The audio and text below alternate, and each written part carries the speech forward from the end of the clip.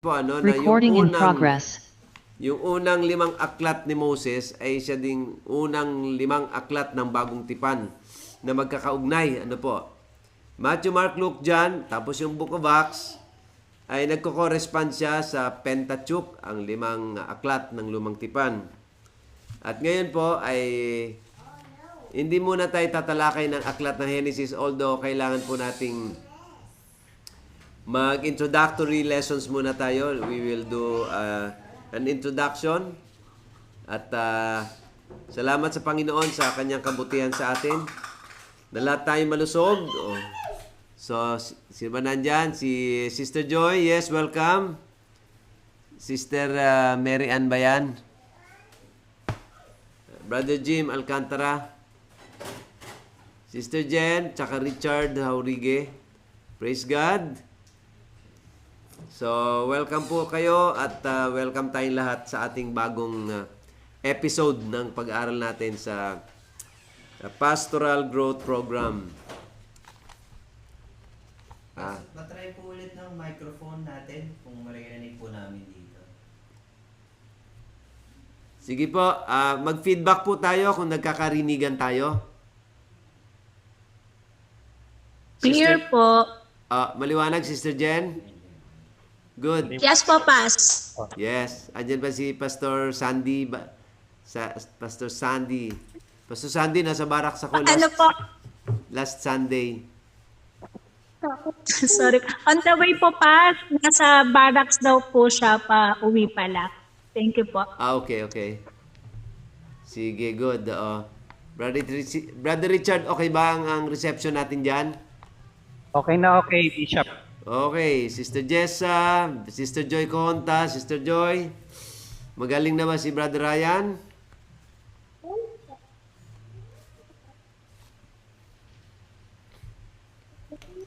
Yes po, medyo po. Yes, sino yung nasa gitna na yan?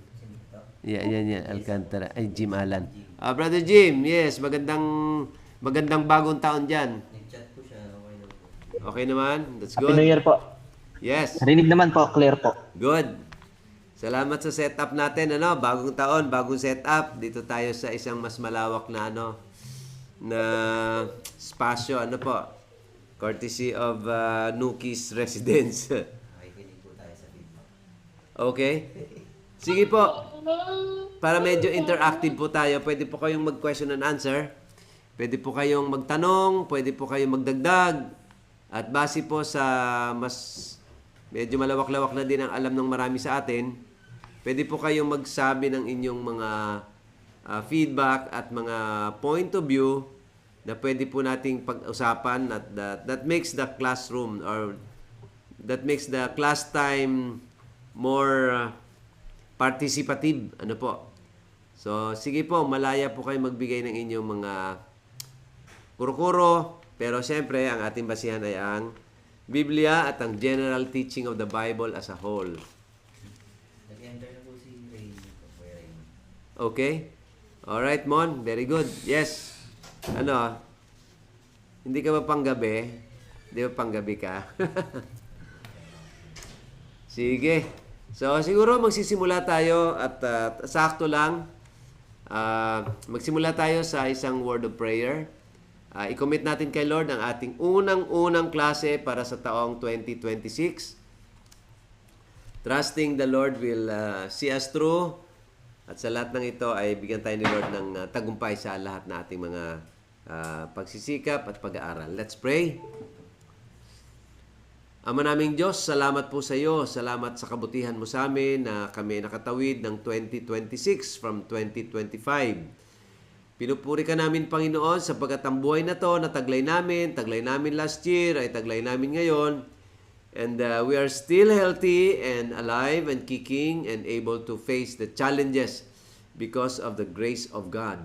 Salamat, Panginoon, sa kabutihan mo. Dinadalangin namin yung iba naming kasamahan na magsisipag-aral din ay alisin mo po ang anumang hadlang, hawiin mo ang daan sa airwaves upang maging maayos po ang aming pag-uusap-usap. Dalangin namin na maging maayos ang aming reception at pagpaparating ng mga mensahe.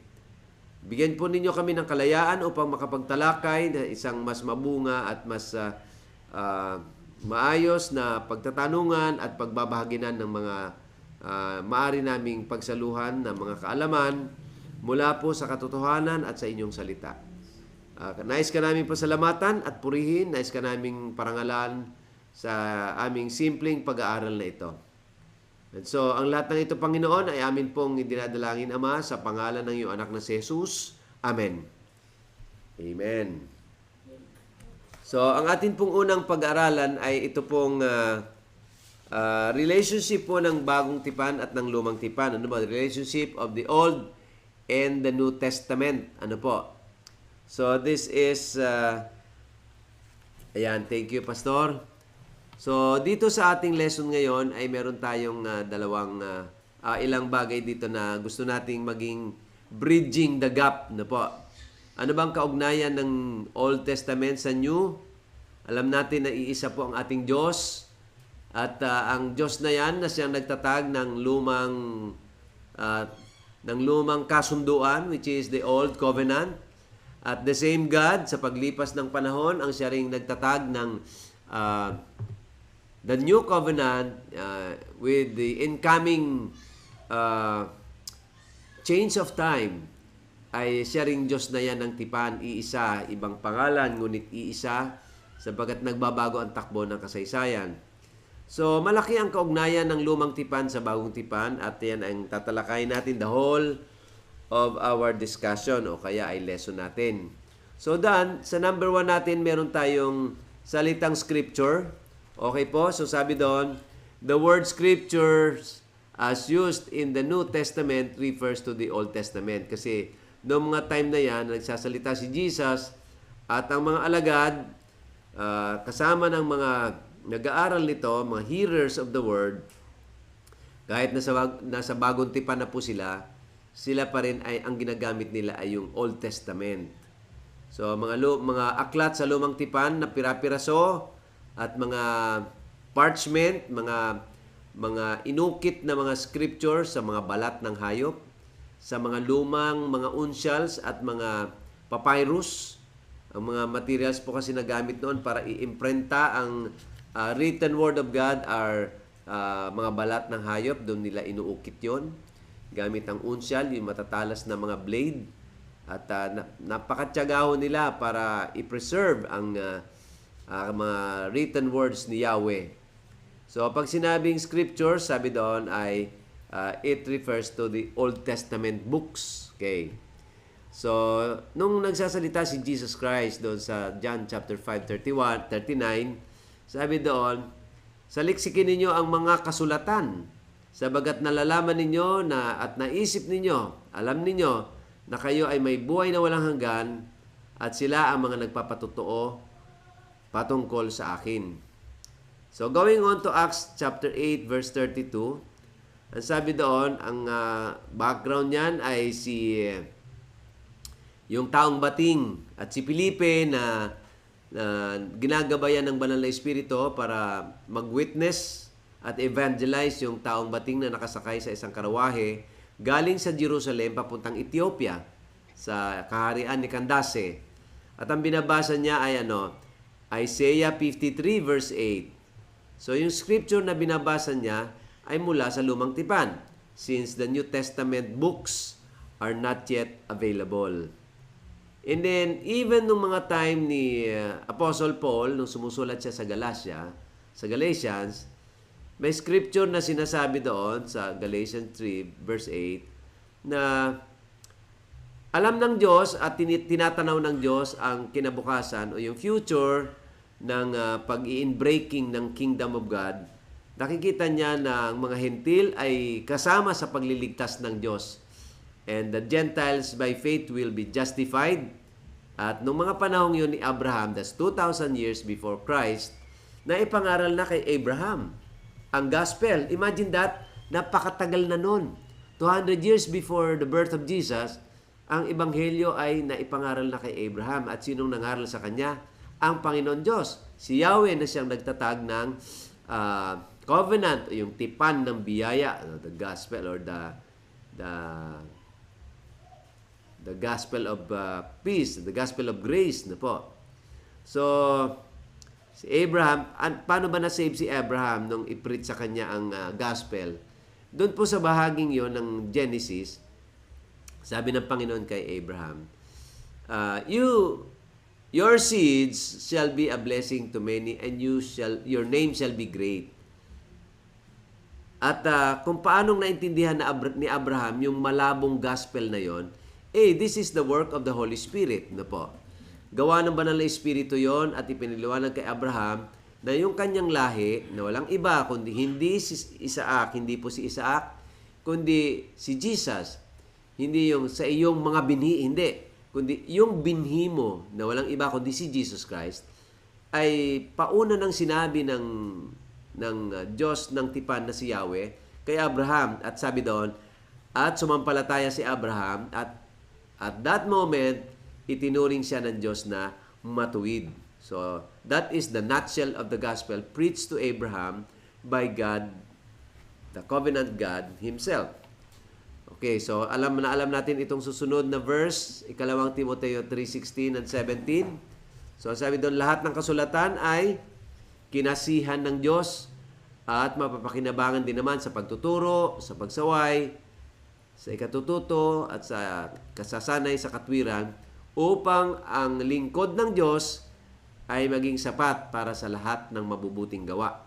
So ito ay Paul was still using the scriptures, the Old Testament, no po.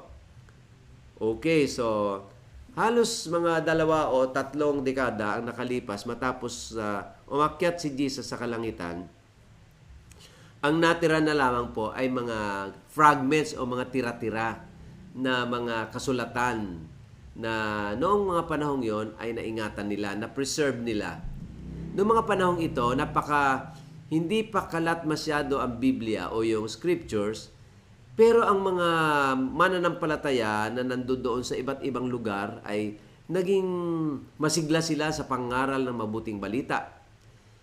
Dito ay nandun na ang Panginoon Kristo, andun na rin ang mga alagad, at yung ibang mga original na mga alagad ay namamatay na.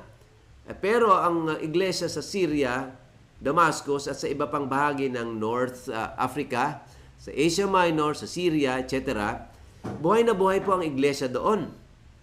Buhay na buhay to the point na sila po ay napakasigla na nag-evangelize gamit ang mga available na mga materials at oral traditions na naisalin sa kanila ng mga apostol. So makita po natin na hindi nalilimitahan ang pagkilos ng banal na espiritu sa kakulangan o sa limitasyon ng kasulatan available at that time. Why? Because by word of mouth, ang mga alagad ay naging masigla sa pag-evangelize. Hindi kumpleto ang kanilang kaalaman tungkol sa Panginoon, tungkol sa history, tungkol sa mga propeta. And yet, dahil po sa kanilang sigla at sigasig para ikalat ang mabuting balita, ay kumalat po ang mabuting balita sa malaking teritoryo ng Asia, ng Africa, at ng Syria. No? So, yan Syria na yan ay pinananahanan ng maraming problematic na mga citizens. Pero yan po ay naging kandungan o naging lundo, naging sentro yan ng Kristyanismo noong mga panahon ng mga alagad. So, ang Syria po ay Christian ang kanyang civilization na nasagap. So, North Africa, makita natin na maraming mga Afrikano na Christian. At ang sabi nga po nila mas naunang dumating ang gospel sa Africa kaysa sa Amerika. Bakit daw po? Kasi naunang nagbahagi ng salita ng Diyos at ng Ebanghelyo ang mga alagad at mga alagad ng mga alagad doon sa Africa. Kaya marami pong naging mananampalataya doon. Itong Amerika, later na lang yan So, ang lumang tipan ay kumalat dahil po sa sigla at sigasig ng mga unang mga alagad. Noong panahon po ng Panginoon Kristo ay kinilala po niya yung full authority ng lumang tipan. Kaya makikita po natin na wala pong contradiction, wala pong conflict sa understanding ni Jesus tungkol po sa lumang tipan. Sa inspiration ng lumang tipan, wala pong question doon. Sapagkat si Jesus mismo at ang mga alagad ay sila po ay in concurrence, no? They are in full agreement as to the inspiration of the Old Testament. Kaya wala pong dispute, walang conflict tungkol po sa agreement nila sa patungkol sa inspiration. Kaya wala pong pagtatalo na walang question na salita ba ng Diyos ito? Is this inspired? They all know that the words that they are listening to and the words they are preaching to are all inspired by the Holy Spirit. And they are passing it on to people as if it's really coming from the very mouth of God. So, walang problema ang inspiration sa mga alagad at kay Jesus mismo.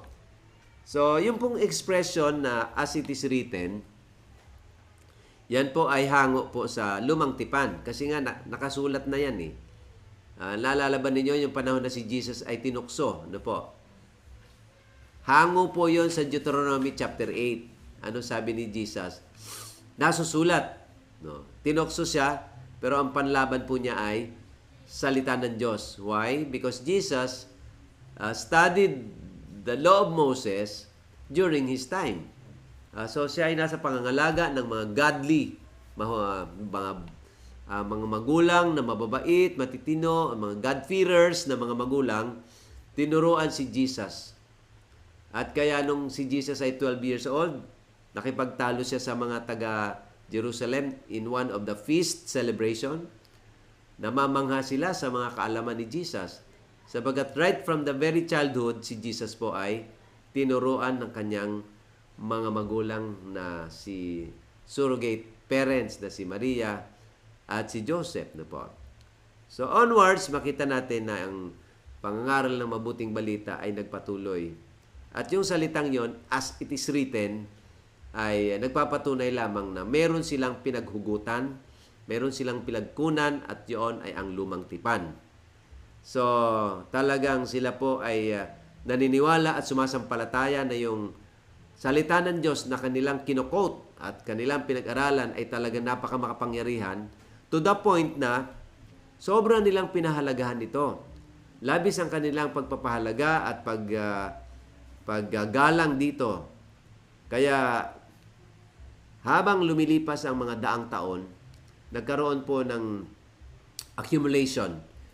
Dumagdag ang mga katotohanan, mga narratives, mga miracles, the very words of Jesus, mga salita ng mga apostol. Habang tumatagal, nakabuo sila ng isang authoritative literature na sinasabi nila, ito ang record ng Diyos namin. Ito ang record ng mga propeta. Dala-dala po nila. At ingat na ingat po sila doon na hindi po sila hihiwalay sa ganung uri ng mga katuruan. So, as it is written, ibig sabihin, they were all derived from the teachings of the Old Testament. Yes. Okay po. So, moving on. So, ang kanilang mga kautusan na sinabi sa kanila ng Panginoon Diyos, yung kanilang kasaysayan, yung kanilang nakalipas, yung mga aral na tinanggap nila sa propeta, mga awit nila, mga panalangin, ng pagsamba, etc. ay makita po natin na ang lahat ng ito, pag pinagsama-sama, ay binuo nila yung karakter ng Israel bilang chosen people. Wala pong ibang mga nasyon o ibang mga lahi na pinagpahayagan ng Diyos, kundi yun lamang Israel. Kaya buong-buo po sa paniniwala ng mga Hudyo na sila po ang chosen people sabagat sa kanila nagpahayag ang Diyos ng tipan na si Yahweh. Yun nga lang, medyo sobra ang kanilang kayabangan. Nakadevelop po sila ng spiritual pride to the point na nung mabuo ang kanilang ang institusyon ng Pharisaism at ng mga scribes, ay sobra po ang kanilang kayabangan. Kaya yun ang binengga ng Panginoon Kristo, yung yabang nila sa sobrang tiwala nila to the point na ang kanilang tiwala ay nasa law of Moses. Hindi na doon sa God of the Covenant na si Yahweh. So, nagkakaisa po sila. Nagkakasundo po sila sa inspiration, sa authority, dignity, tsaka yung credibility ng ng lumang tipan at ng prophecy, the writings, the prophecy of the writings of the prophets and the wisdom literature, lahat ng yon talagang naniniwala sila. Nagkakaisa po si Jesus at ang mga Hudyo. Kaya lang, merong dalawang bagay na nakita si Jesus doon na sabihin natin, hindi siya lubos na makasang-ayon sa mga Hudyo sa kanilang paraan ng pagbibigay ng kahulugan. Their interpretation of the law of Moses, iba. Nahirati sila doon, masyado silang nasanay sa mga sa legalism ng law of Moses, food and Sabbath laws, rituals katulad ng pagtutuli, yan. Mga food and Sabbath laws, mga pagkain, mga paglinis-linis, paghugas-hugas ng kamay, ng paa, at kung ano-ano pa. So, nandun sila sa external aspect, nag-dwell. O, binigyan nila ng mas pahalaga yung mga panlabas na kaanyuan at mga ritual at mga selebrasyon. Ngunit ang kanilang puso, ang kanilang damdamin at ang kanilang mga budhi ay hindi sumasakto o hindi sugon sa kanilang mga sinasabi at ginagawa. So, kaya medyo mabigat ang mga salitang binibitiwan ni Jesus sa kanila. Halimbawa, sabi nila, kayo na mga lahi ng mga ulupong. Kayo na mga para kayong mga kabaong na ang ganda-ganda ng labas, ngunit ang loob ay mga inuuod na mga kalansay. These words are harsh, no? Hard sayings ito ni Jesus. Para sabihin niya sa mga Hudyo na aral, sa mga Pharisees na bihasa sa kautosan ni Moises, sasabihin mo yon. Aba, ikaw ay nagsisimulang gumagawa ka ng kaaway. You're creating enemies. So, habang ininterpret ni Jesus ang law of Moses, ininterpret din niya, si Moses ibinigay ang law sa Mount Sinai. Pero si Jesus, ininterpret niya ang kanyang bagong law, interpreting the old law, ininterpret niya ito sa Mount Zion, sa mga kabundukan, sa kagubatan, sa mga burol.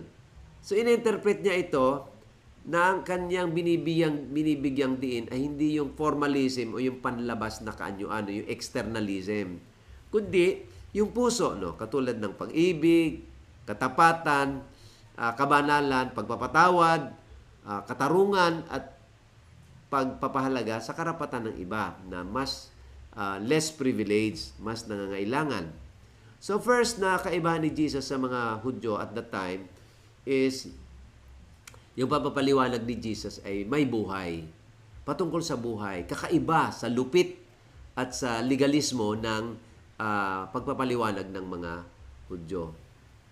Maalala nyo yung babaeng nahuli sa pangangalunya? Talaga naman sinasabi sa Law of Moses, sa Leviticus, na kapag nahuli mo ang isang babae sa aktual na pangangalunya, ano sabi? Batuhin siya hanggang sa mamatay. O dapat talaga babatuhin siya kung ang pagbabasihan ay yun lamang Law of Moses. Katulad ng ginawa nila kay Esteban, pinatay binato hanggang sa mamatay. Yung babaeng Samaritana, dapat yun mahuli yun sa pangangalunya eh. Nandun yung kanyang mga customer. Nung nahuli yung babaeng nahuli sa aktual na pangangalunya, sinubok nila si Jesus at sinabi, Guro, anong dapat namin gawin sa babaeng ito na nahuli sa pangalunya? Ano sabi? Sino ang unang bumato? Siya, tiyakin niya na wala siyang kasalanan. Let him who is holy, let him who is not without blemish, let him be the first one to cast the stone sa babaeng yan. So this is a new way of interpreting the law. So ang tinitira ni Jesus doon ay yung puso ng tao. Yung kanyang internal introspection, yung kanyang pagsusuri sa sarili niyang budhi, sa sarili niyang puso, no? So pero hindi talaga totally sabihin natin si Jesus yung kanyang hindi niya kinonsinti yung babae sa kanyang kasalanan. Dahil, ano sabi? Sin no more. Okay, so wala na ba sila? Nag-alisan na ba sila yung supposed to be babato sa'yo? Ako rin, hindi rin kita hinahatulan, pero hinahatulan ka ng kautosan ni Moises. Kung ikaw ay hinahatulan ng kautosan ni Moises, which is actually a legalistic way of interpreting, ako, si Jesus, hindi kita hinahatulan. Sige, humayo ka at huwag ka nang magkasala. Dahil sa susunod na mahuli ka, dapat ka na talagang batuhin, no? Parang 'yon ang ang after effect noon, no. So ito ay hindi talaga si Jesus nangungonsinti at hindi rin niya sinisira ang kautusan ni Moises. Ano sabi niya? I came not to nullify or disregard the law of Moses. I came here to fulfill, no. Upang tayo ay magkaroon ng mas magandang perspective, godly perspective, Christ-like perspective ng law of Moses. Okay. So next na kaibahan ni Jesus sa mga interpretation ng mga Hudyo ay yung kanyang deklarasyon doon sa sa kanyang mga kababayan. Si Jesus kasi nangaral siya ng mabuting balita doon sa lugar na nilakihan niya. Oh. 'Di ba ang sabi? Walang propeta sa sariling bayan. Doon kasi siya lumaki sa Galilee, partikular doon sa Nazaret. Kaya ang tawag sa kanya ay Nazareno. Pero nung nangangaral siya, ang mga tao, they doubted that he is the Son of God. Sino ba to? Sino ba to? Di ba anak yan ni Aling Maria, na mga habi ng tela, at si Jose na isang anluwagi, at may mga kapatid siya, 7 sila mahigit. Saan kumuha ng ganitong karunungan ng taong ito? At sila ay natisod, and they stumbled at him. So imagine that, ang katotohanan pala nakakatisod din. Tandaan natin na hindi lang masamang gawa ang nakakatisod din ang katotohanan. Ba't sila natitisod? Sabagat sila ay lumalakad sa dilim. Sino mang lumalakad sa dilim ay natitisod din. Kaya kapag may mga members tayo sa ating iglesia, na sabi, nakakatisod yung gawa mo, depende saan ka ba tumitingin. Iba tinitingnan mo marahil, at yung tinitingnan ay hindi yung landasin, kundi yung mga bagay na na hindi mo dapat tinitingnan. So, nung in-interpret ito ni Jesus, ay one time kasi, isa sa mga paraan ng kanyang interpretation, ay yung siya ay nagpunta sa synagogue. Yan. So, tingin ko kilala siya doon and kilala ang kanyang nanay, yung kanyang tatay. Kaya nung siya magpunta doon, may part siya sa synagogue. So, siya ang babasa noong isang bahagi ng kasulatan na mention doon sa Lucas 4:21. Ano sabi doon? Nung mabasa niya ito, ang sabi niya, today, this prophecy is fulfilled. Ang bahagi ng kasulatan na yon ay nagsasabi ng ganito, ako ay naparito upang ipangaral ang mabuting balita sa mga kapuspalad, sa mga taong naghihirap, sa mga nagdurusa, at dalhin ang pinakamabuting panahon, the year of freedom, the year of jubilee. So, nung nakatayo siya doon mismo sa pulpito, doon sa podium ng sinagoga na yon, ano sabi? Nangyari ang kasulatang ito ngayon. Imagine, 2,000 years o 1,500 years nung sulatin ito ni Moises, ito na. Sinabi na niya na siya mismo ang katuparan at yung mismong sandaling yun na nakatayo siya doon sa podium, sa pulpito, natupad ang kasulatan. At ano reaksyon ng mga tao? Titig na titig sa kanya. Titig na titig sa kanya at sabi, nahanga sila. Kulang na lang siguro magpalakpakan. Yung mga taong yun. At yung mga tao ay namangha. Pero, bandang huli, yung mga taong yan, ang siyang papatay sa kanya at magbibigay ng verdict na ipako siya sa krus. Oh. So, makita natin na ito ay malaki ang kaibahan ni Jesus. The way He presented the gospel or the law of Moses to the people in comparison to the interpretation of the legalistic Pharisees and Jews. Ito po, kaya noong mga time na yon na naalala nyo yung siya ay pumunta doon sa templo, chapter 4 ng John. So, ano sabi doon? Tinayo niya, tinaob niya yung mga lamesa pagkalalaki.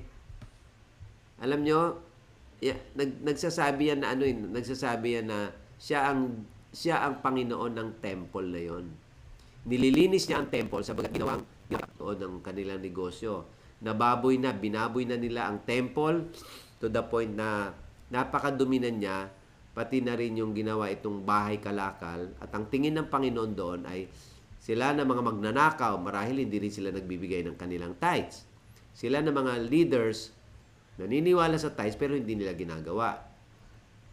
So nawala na ang kanilang sense of humanity, no? At sila ay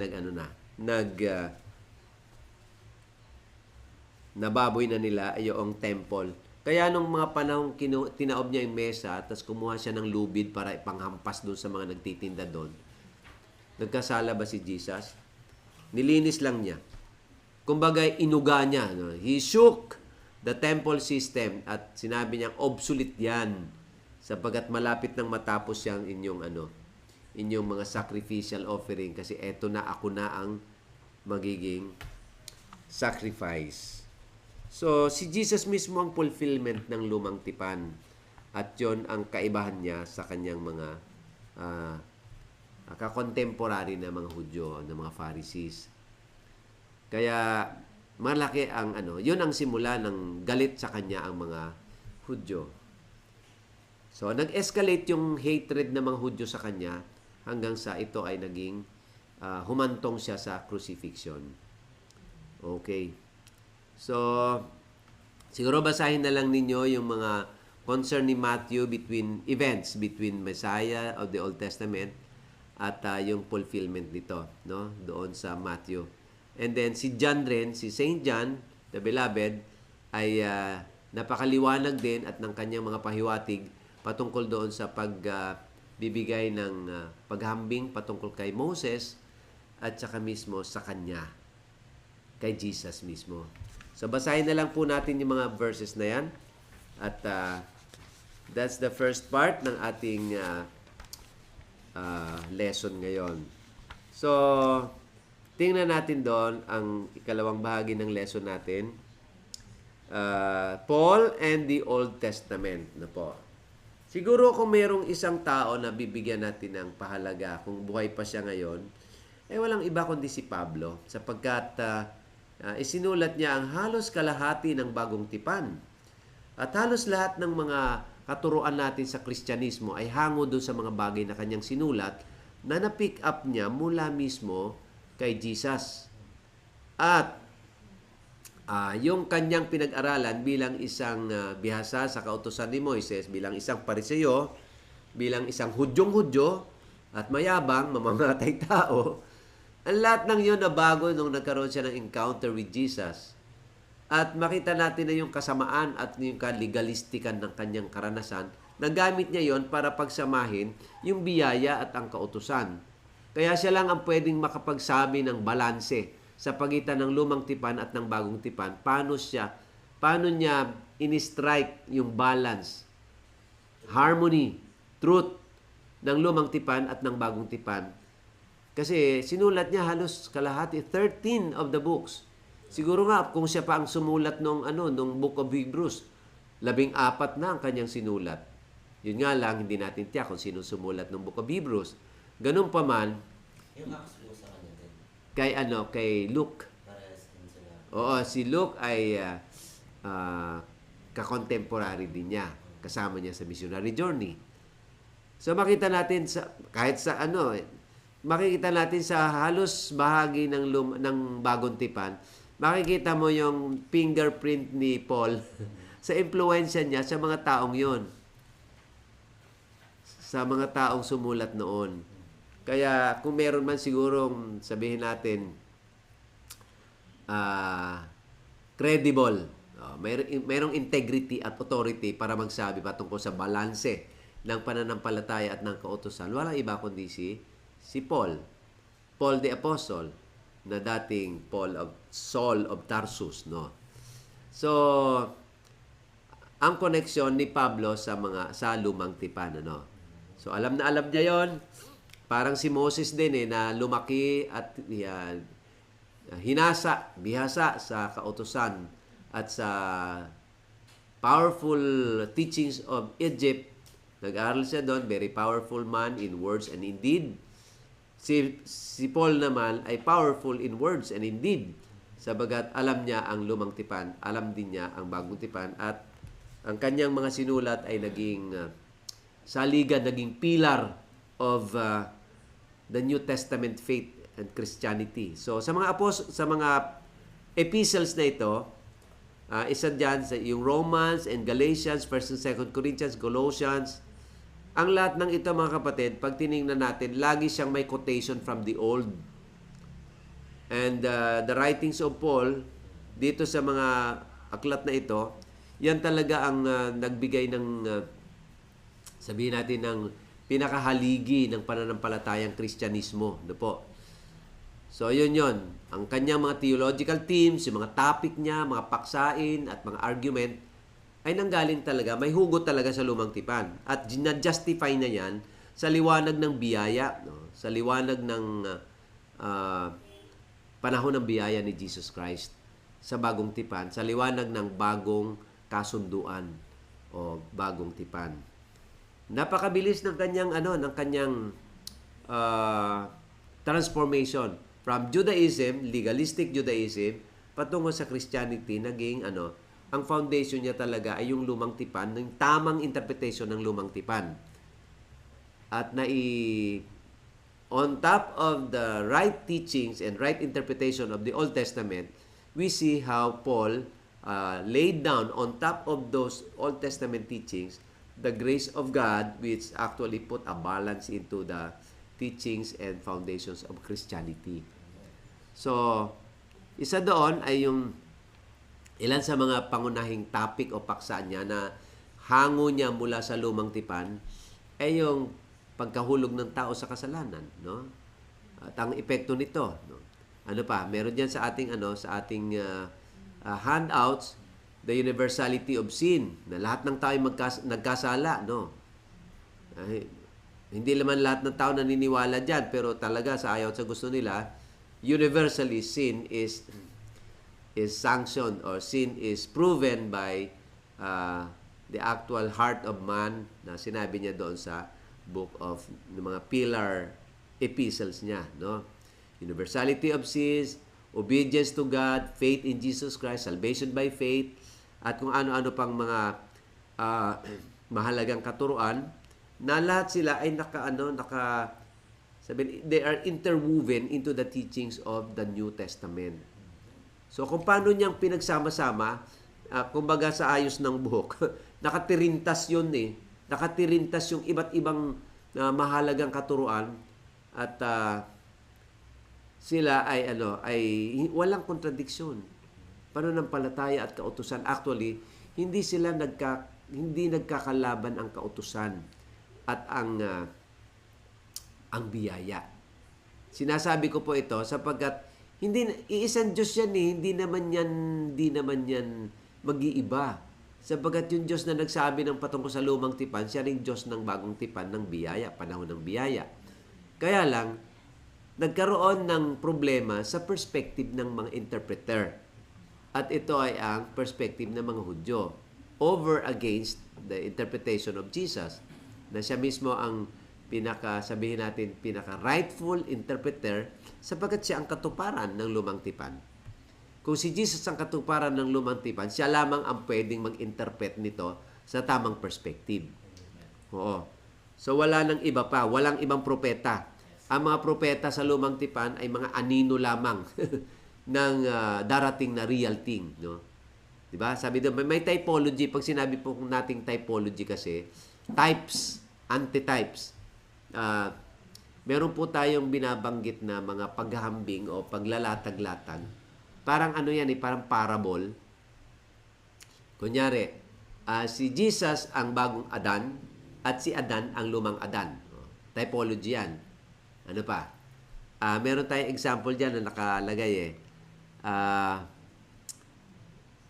yung Exodus ng Egypt, yung pagkaligtas ng mga tao paglaya, ay Exodus ni Jesus sa mga taong lumilipat o tumatakas mula sa kasalanan papunta ka sa Panginoong Diyos, no? So, maraming mga typology kasi ano bang ibig sabihin ng typology? Typology is the foreshadowing of Old Testament shadows with New Testament reality. So, ang mga shadows niyan ay nasa lumang tipan. Mga anino lamang sila. Yung mga hula na yan, yung mga picture, yung mga symbolism, yung mga sacrifices, food and Sabbath laws, lahat ng yan ay mga shadows lang. Na nagpo-foreshadow sila ay nagpo-foretell, nagsasabi sila ng paparating na reality, in breaking of reality, pagdating ng bagong panahon. At ito rin yung sinasabi ni Paul na the inbreaking of the mystery. Mystery lang lahat ng yan sa lumang tipan. Lahat ng yan ay prophecy. Lahat ng yan ay mga anino, shadow ng mga bagay na real thing, ng mga bagay na darating. At si Jesus, sa kanya naipon lahat ng mga hula, ng mga symbolism, ng mga propeta. Si Jesus ay prophet, priest, and king. Siya ang Son of God. Siya yung sabihin natin, the final fulfillment of the Old Testament. Lahat na uwi na kay Jesus. Kaya wala nang iba pa na dadating na propeta, si Jesus lang. Walang ibang pare after Jesus, si Jesus lang. Wala ring ibang king, sabihin natin na King of Kings, si Jesus pa din. So naipon na lahat kay Jesus, lahat ng mga sinasabi sa lumang tipan, ng mga gandang salita, pero mga shadow din lang. At siya na ang real thing. So, wala nang pari ngayon na magkukumpisal ka. Wala na. Si Jesus na ang tagapamagitan natin. Kung ang pari sa ating kasalukuyan ngayon, sa ating panahon ngayon, marami sa ating kababayan na nagko-confess kay Father, pare, si Jesus ang ating high priest. At siya na tagapamagitan sa Diyos at sa tao. 1 Timothy 2:5. No? So, ito ay hindi na natin pwedeng baguhin pa mga katotohanan yan. Okay? So, kapag may dumadating na bagong propeta, ako ang huling propeta sa huling araw. Sorry po. Tapos na po. Si Jesus na po. Basahin nyo yung The Book of Hebrews. Napakaganda ng Book of Hebrews. Siya ay hari, siya ay propeta, siya ay priest. No? So, prophet, priest, and king si Jesus. Okay po. So, pwede po kayo magtanong mga kapatid. Malapit na po tayo matapos.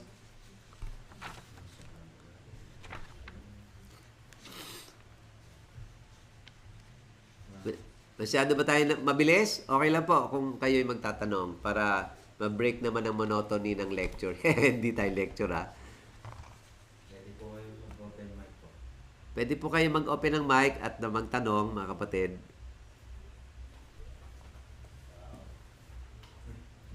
Brother Richard, ang iyong mga sinisend ay na-appreciate ko. Ikaw ay magtanong.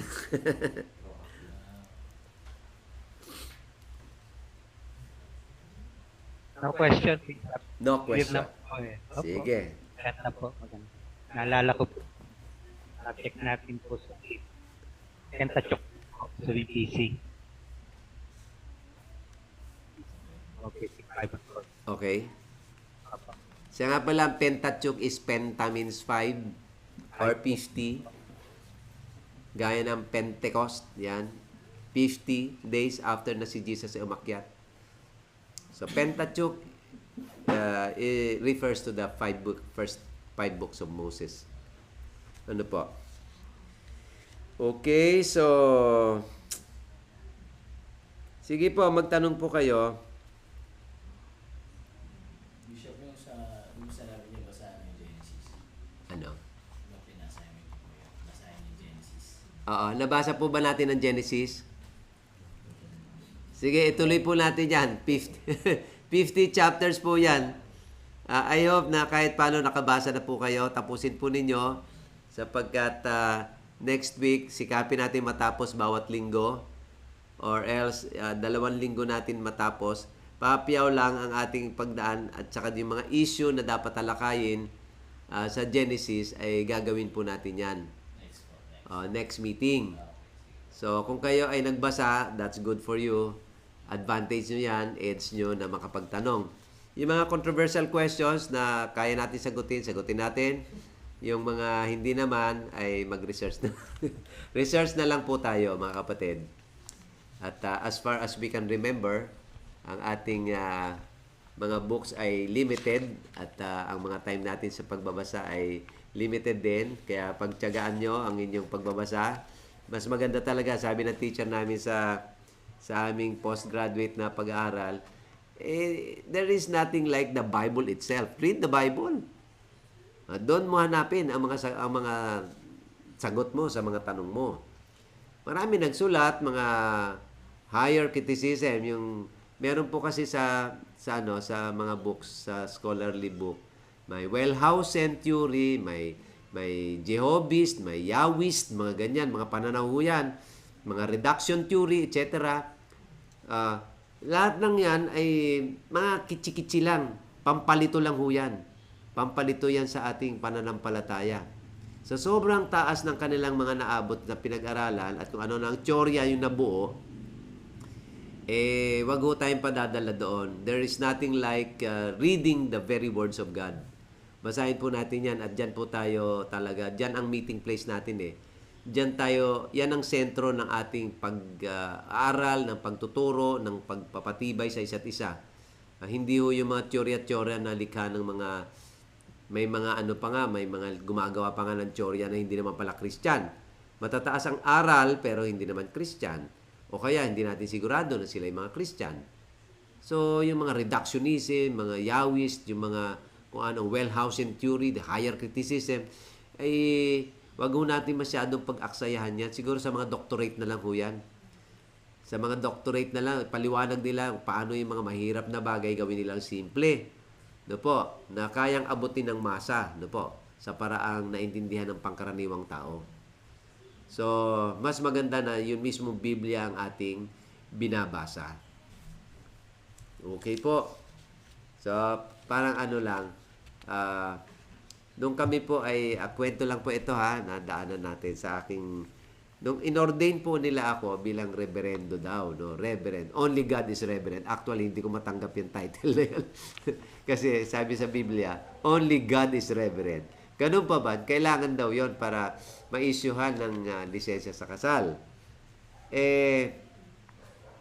Nung pinag-aaralan yung mga bagay na yon, ang dami yung mga area of studies na tinetesting kami. Meron kaming testing sa history, may testing kami sa theology, may testing po kami sa mga kung ano-anong mga history. Tapos may Bible.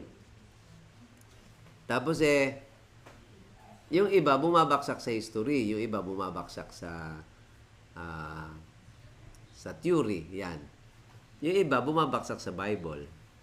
Sabi nila, ang dami nila nasagot doon sa philosophy, kung ano-ano mga teorya, tapos bumaksak sila sa Bible. Sabi, hindi, Bible lang naman yan. Oh, Bible lang. Di ba, hindi ba yan ang punot dulo ng mga pag-aaral natin, ng buhay natin bilang Christian? Bible, tapos ilalang mo yung Bible lang. Hindi. Mahalaga, Bible talaga. Bible-centered tayo. Sola Scriptura. Okay, sola fides. Yan. May question po sa... Yes. Pakibasa nga po. Ano po, how do we differentiate between the wrathful Old Testament and the loving New Testament God? Yes. Ano ba po mag-make sense? Okay, yes, maganda. Magandang tanong po yan. Paano natin sabihin natin, ma-reconcile? Yung iisang Diyos na yan, ng lumang tipan, na punong-puno, daw ng galit, ng paghihiganti, ng pagpatay. Ano po? Well, dapat po nating isipin na ang Diyos noong mga panahong yun ay gumagawa siya, bumubuo siya ng isang pangkat na mga tao na siyang magdadala ng binhi, magdadala ng isang bagong lahi na kakaiba sa lahi ng mga nakapaligid na mga bansa, magdadala ng tunay na pananampalataya na walang idolatry. Yan. Kaya ang Diyos noon ng mga panahong yan ay mabagsik sabagat kailangan maging mahigpit siya. Kasi binubuo pa lang niya ang isang bagong pangkat ng mga tao, bagong lahi ng mga tao na dadalhin ang monotheistic faith sa buong mundo. Tandaan natin sa buong mundo, sila lang ang may taglay ng tamang pananampalataya. Kaya kailangan very strict ang rules ng mga panahong yon.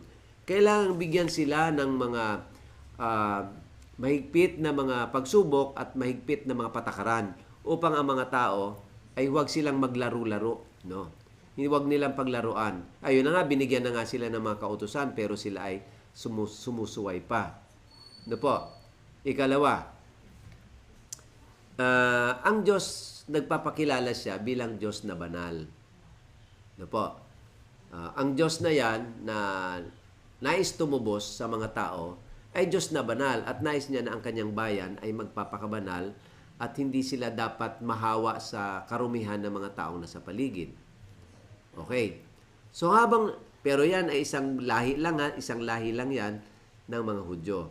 Habang tumatagal, nakikita nabubuo na yung karakter o nabubuo na yung sabihin natin identity ng mga Hudyo na yan. At yun na ang kanilang nagiging patakaran sa buhay at sila na ay masasabi talaga nating lahi na pinili ng Diyos. Okay. Ikalawang reason, bakit mabagsik at malupit? Ano sabi? Wrath. Full of wrath. Teka muna. Sino bang creator? Hindi ba ang Diyos? Sino ba ang may shot? Sino ba ang nagbibigay ng huling shot? Hindi ba ang Diyos? Pag binasa po natin yung Book of Romans, tatanungin mo, sino ka ba? Para tanungin ang Diyos ng ganyan. Ba't mo ako ginawang ganito? Ba't mo ako ginawang yan? Dahil lang Diyos ang may huling shot at may huling desisyon, sino tayo para mag-question sa kanyang pagka-Diyos? Di ba? Kung yung mga tao kaya nating questionin sa kanilang ginagawa, ang Diyos bakit? Bakit natin kina-question na katulad ng pagka-question natin sa mga tao? So, wrathful siya because of His holiness. Pero binigyan ni Jesus ng balance nung dumating ang pagdating ng bagong panahon, which is the New Testament time. Pero tandaan natin, yung mga utos ng Diyos na ibinigay niya, doon lang siya nagbabase. Hindi siya malabong Diyos. Malinaw siya na Diyos. At sineset niya at nililay down niya yung patakaran at mga standards na gusto niyang masunod ng mga tao. Doon siya nagbabase. Wala siyang ibinibigay na parusa hanggang hindi siya nagbibigay ng instruction. Kaya napaparusahan yung mga tao nung unang panahon at na ang impression ay masyadong full of wrath, masyadong legalistic. Kasi nga, nasuway sila. So, anong gagawin ng isang makatarungang Diyos sa mga taong palasuway? Nagpapakita lamang yun na ayaw nilang magpasakop sa Diyos. Sa bawat pagsuway ay ibig sabihin, kawalan ng pagpapasakop. Sinong matutuwa niyan? Kung ikaw ay Diyos ng katarungan, sino matutuwa niyan? Pero marami din naman na blessing ang Diyos na to. So, pag makita natin sa kasaysayan ng Israel, diyan lang naman siya mabagsik Noong mga time na pinalayan niya ang mga Israelita mula sa pagkaalipin sa Egypt, lahat ng mga himala ay pabor para sa Israel. Pero nung sila nakapasok na doon sa bundok ng Sinai, papasok sa lupang pangako, punong-puno sila ng mga pagpapasaway. So lahat ng mga himala ng Diyos doon ay against Israel. Bakit? Kasi doon lumabas yung pagkapasaway nila Doon lumabas yung kanilang pagre-rebelde sa Diyos Ano ba yan? Nagkulang ba si Lord na masyado silang napamper nung panahon na sila ipapalabas at lahat ng himala ng Diyos ay pabor sa kanila? Ngayon, paano papabor ang Diyos sa mga taong pasaway at hindi umaayon sa kanyang palatuntunan? mali yung perception na wrathful siya. Nagbabase lamang siya ng kanyang dealing with the people based on the instruction, sabi natin oral instruction or written instruction to his people. Maliwanag yung mga patakaran niya. Kaya hindi siya dapat ma-misunderstood.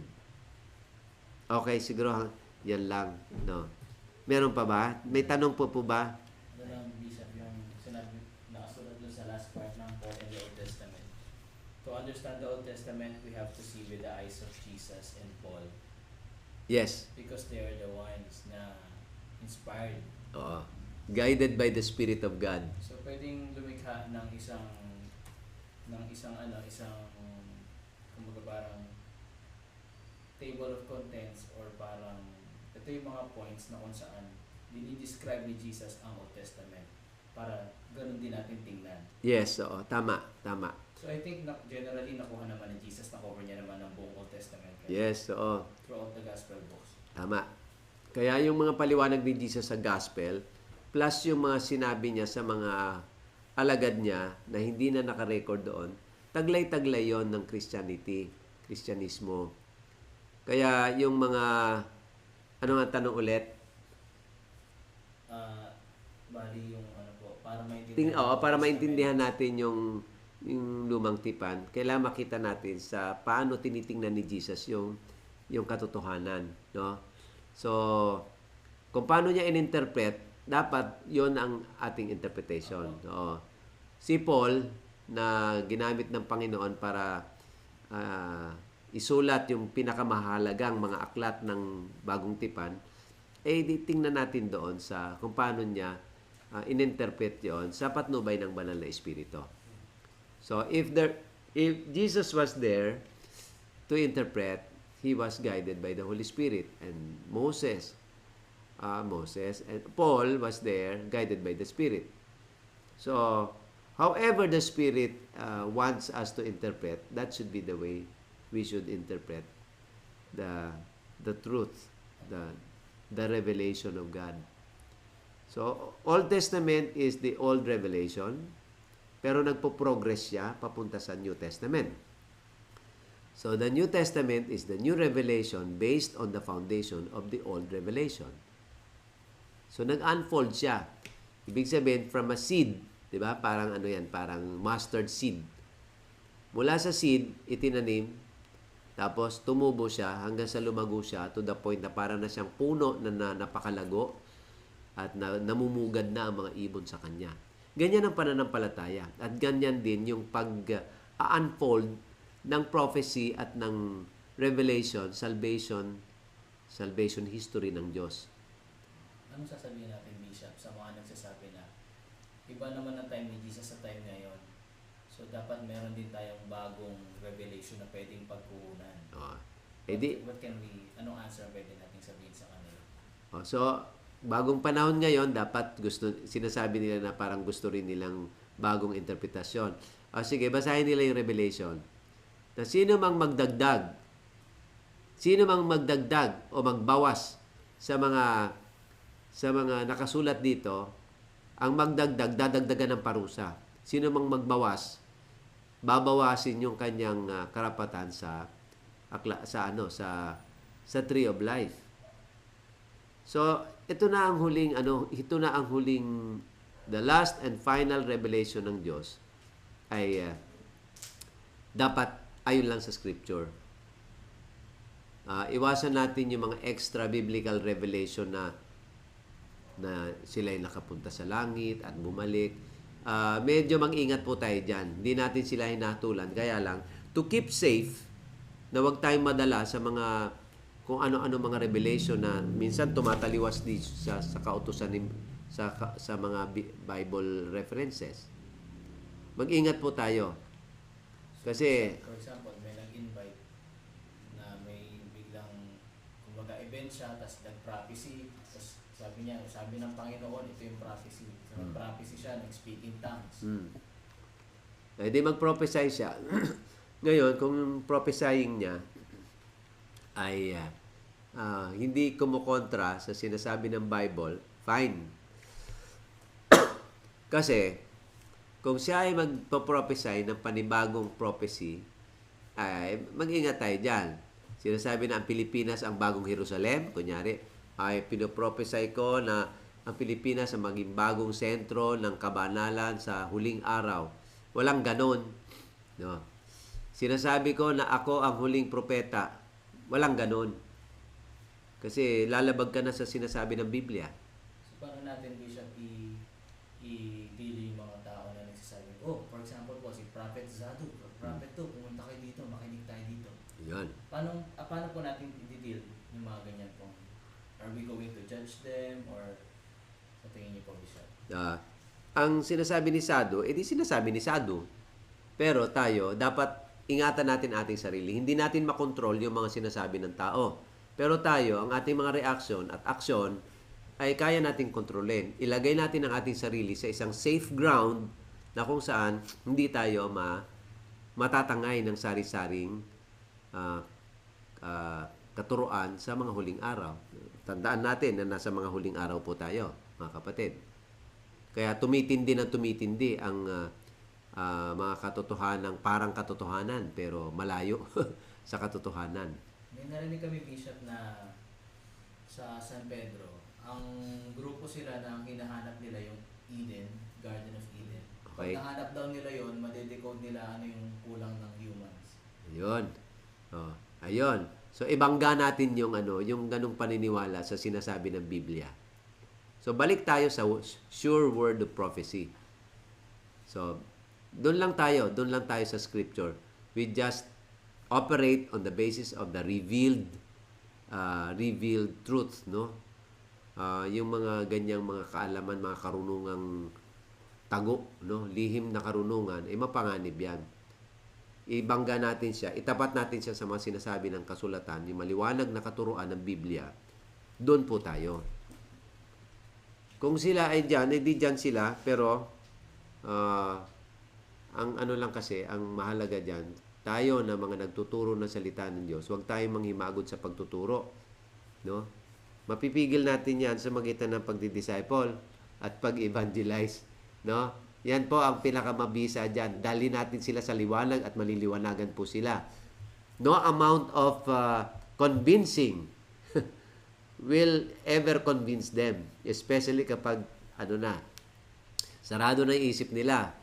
Pero siyempre, kapag Holy Spirit ang kumilos, especially pag pinapahayag natin yung salita ng Diyos at ang Ebanghelyo, dyan nag-create ang Holy Spirit ng pananampalataya sa taong yan na nabubulagan. At doon lamang siya matatauhan.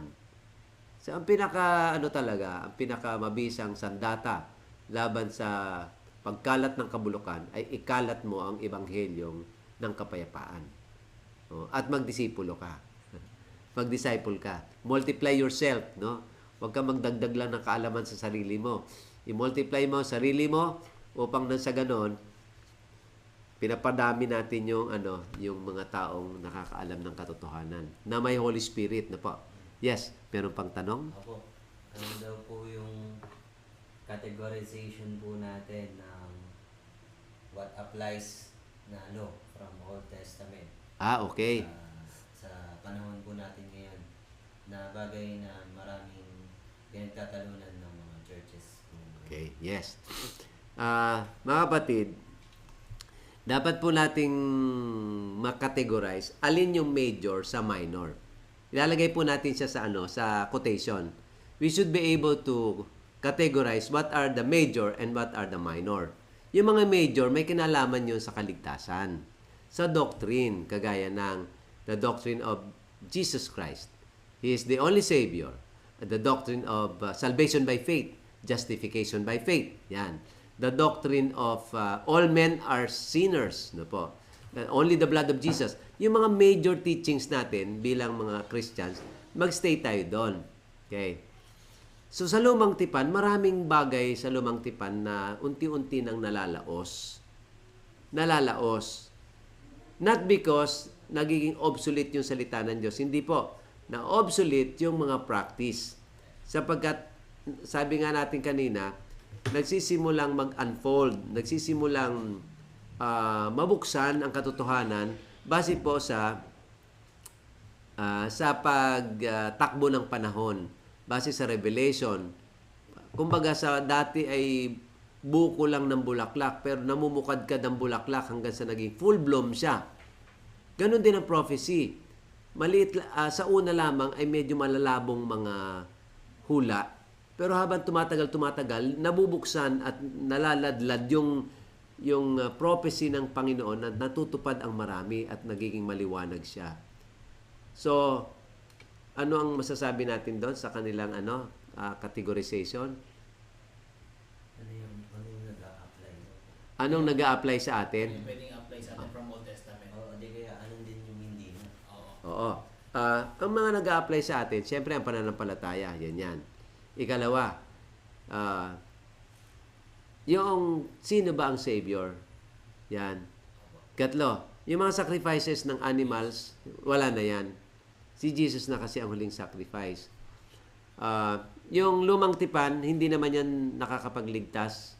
Tandaan natin, maganda pa rin yung lumang tipan, yung kautusan, 10 utos. For sanitary purposes at for moral purposes. Pero hindi yun ang paraan ng kaligtasan. Dito na tayo sa bagong tipan na siyang katuparan ng talagang gustong sabihin ng Diyos from the Old Testament. So ano ang nababagay sa atin? Yung nasa bagong tipan. Old Testament na in-approve ni Jesus. Oo. Old Testament na inaproban ng mga katuruan ng propeta at ni Jesus na mga apostol. Ayan. Di ba sabi, ang ating foundation ng pananampalataya natin ay the writings of the prophets na pinick up ni Jesus, na pinick up ng mga disciples. At ngayon, it was handed down to us, napakalinaw na yung dala-dala yung Bible na yan na inilagay nila sa e-Bible. Aba, yan ang basahin natin sapagat dyan talaga lilinaw ang ating mga pangitain. At hindi tayo maliligaw, sinasabi ko po sa inyo, malayong ikaw ay maging kulto kapag sa Bible ka at naging honest ka sa katuruan ng kabuuan ng Biblia. Because yung mga malalabo kasi na nasa Biblia, ang Biblia rin ang nag-explain, interpret. Although may mga bagay na na mga nalalaos na. Kagaya ngayon ng sacrifices, animals. Kalawa, yung mga damit-damit, yan. Yung mga pagkain ng lamangkati, no? Yung pagkain, kung ano-ano pa na mga ritual. Oh. Lahat ng yon, karamihan doon ay lumilipas. Kasi in view of the more important aspect of the faith, which is Jesus Christ. And everything that surrounds Jesus, according to His teaching, according to the teachings of the prophet and the disciples, and the apostles and the disciples' teaching. Doon tayo. Hindi ko maisa-isa sa inyo. So it's up to you to read your Bible. Ibang subject po ba? Ha? Ibang subject po ba? Ano bang subject yan? Liturgy. Ano daw? Liturgy? Liturgy. Parang ganun yung context ng tanong. Kaninong tanong yon? Puri. Ako, kausapin mo ako, kapatid. What are the books you're trying to read? Pero siguro in relation dito. May mga nagpa-practice po na parang Judaism na po sila.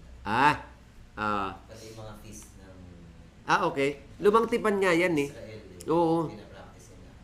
Siguro kasi nga nung mga panahong yun, kahit ngayon mayroon tayong may ilang teachers doon sa PL mo na nagpapaampon sila sa Judaism. Ang tawag sa kanila ay mga proselytes. Proselytes. Gusto nilang i-adapt yung gusto nilang i-adapt yung pananampalataya ng mga Hudyo. There's nothing wrong with that. Sige. Kaya lang, be sure na yung sinasabi mong pagpapa-adapt sa Judaism, it is in consonance and it is consistent with the teachings of the prophets and Jesus Himself and the apostles. Baka Judaism ng Paris yan. Oo. Legalism. Ingat po tayo. Ingat po tayo. Oo. Makikita mo parang parang kita mo Word of God, no? Word of God. Tapos nagko-quote sila ng mga verses. Pero yung iba out of context. Kaya napakahalaga talaga. Little knowledge is dangerous, mga kapatid. yung kapag kaunti ang alam ng isang tao, tapos masyado siyang masigasig at panatiko doon, mapanganib po yan. Kaya tingnan po natin yung katuruan ng Biblia sa kabuuan upang mailigtas po tayo sa mga palsong katuruan, no? At saka palsong tagapagturo. Ayun. So may tanong pa po ba? Sana po yung nasagot ko. Kaya kung sino man po ang may tanong dyan, mahirap kasi isulat. Walang damdamin yung sulat eh. Kaya pag nagkausap po tayo, kung sino yung mga may tanong, ay pwede po nating pag-usapan kapag tayo ay may panahong magkita-kita. Okay naman, Bishop. Kasi Judeo-Christianity naman tayo. Oo, Judeo-Christianity ang ating pananampalataya. Kaugat siya doon. Yes. Spring ng Christianity sa Judaism. Kaya wala namang problema. Okay, oo. Meron pa po ba? Kasi New Testament, puro Israel yan. Oo. Wala namang Filipino Bible na sariling kanya. Puro Israel hat yun. Okay po. So, wala na po ba kayong tanong? I hope na kahit paano ay may nakuha. May nakuha po tayo sa ating pag-aaral ngayong gabi. Yung mga standpoint po tayo na establish ng Oo. So, next time po ay tingnan natin yung basic content ng Genesis. Kasi napaka-common na yan eh. Sa dami po ng mga taon na naging Christian tayo, marami na po tayo narinig ng mga preaching. Eh, siyempre, mga general knowledge na yon. Mas mataas na po ang ating knowledge base. No po? Knowledge base. Marami na tayo alam. Talakayin na lang natin yung hindi natin masyadong alam na dapat nating malaman. No po? Sa susunod nating pagkikita.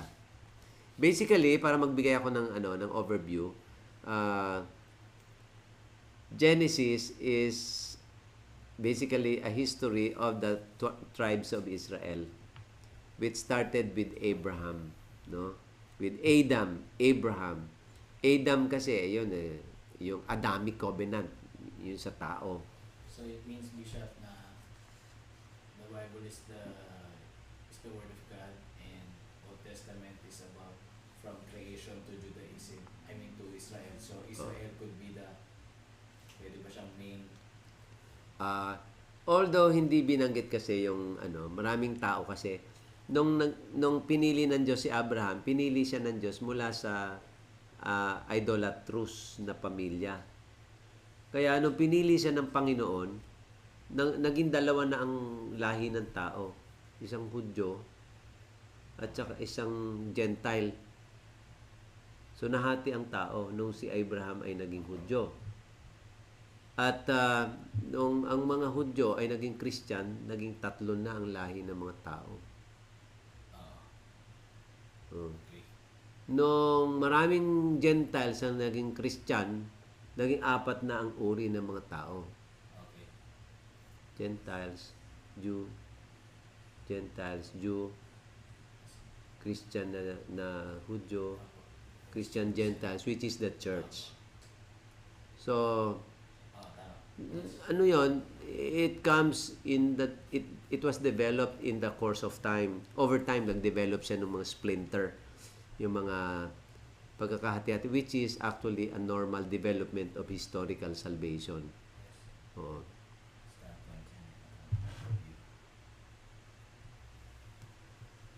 Iyon.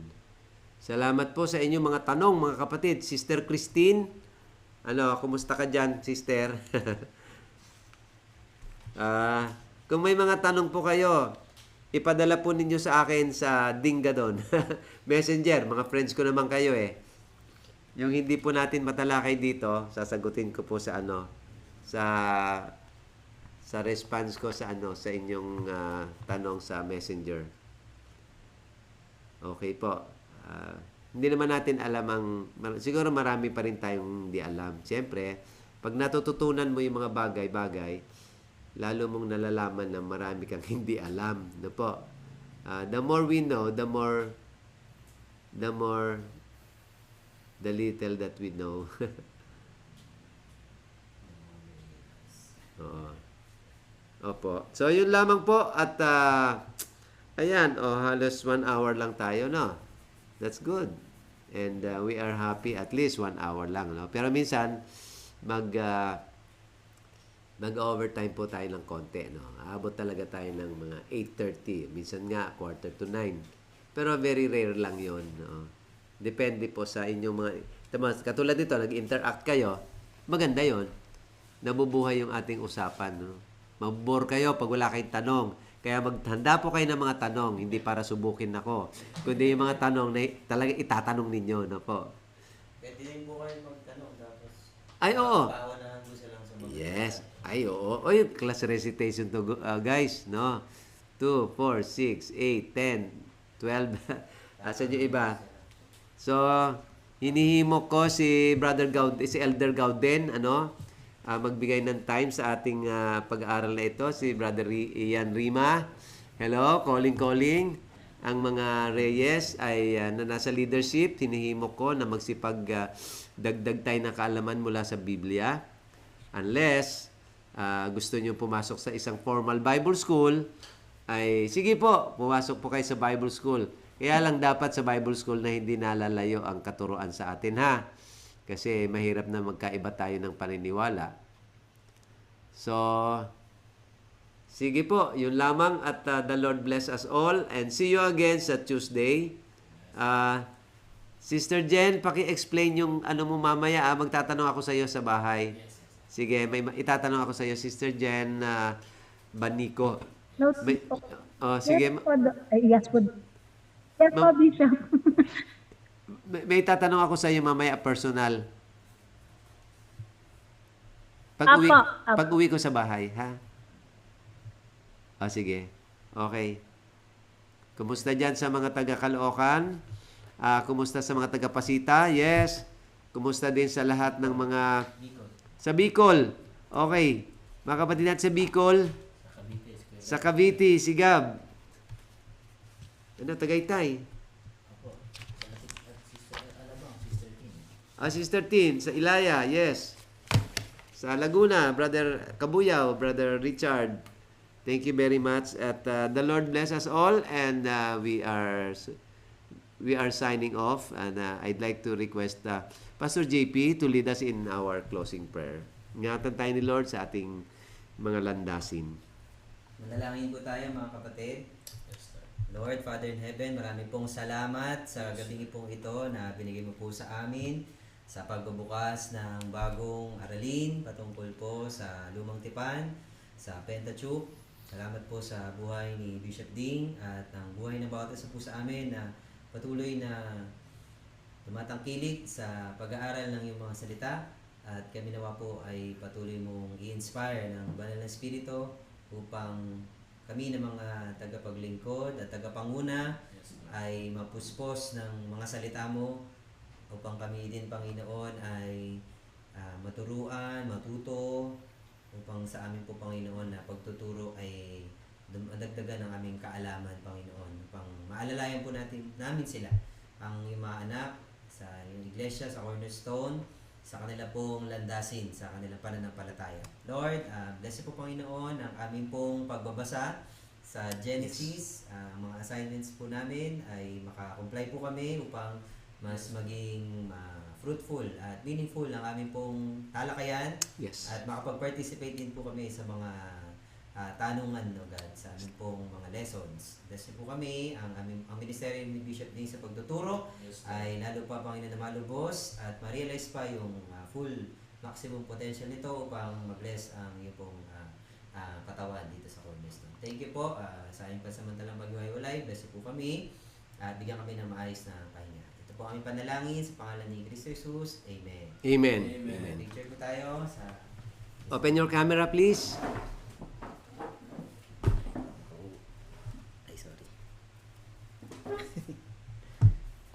Teka lang, testing lang po ha. Ano ba to? Testing lang po na. Okay. Sige po, smile po tayo. 1, 2, 3, smile. Okay, save ko lang po. Isa pa po. Para lang save po. Isa pa po. Ay, hindi ba naka-open yung iba? Brother Raymond, si ano to? Sister Queen. Ate Tin, Brother Jim, Sister Christine Dahona. Brother Jim. Ayan. Ayun. Ayan, okay na. Kuya Raymond. Sige po, smile po tayo. 1, 2, 3, smile. Okay, thank you po. Thank you po and good night. Happy New Year sa lahat. Ay, may message po. May message. Maraming salamat po, Bisha. God bless po. Okay, thank you. You're welcome. Thank you po.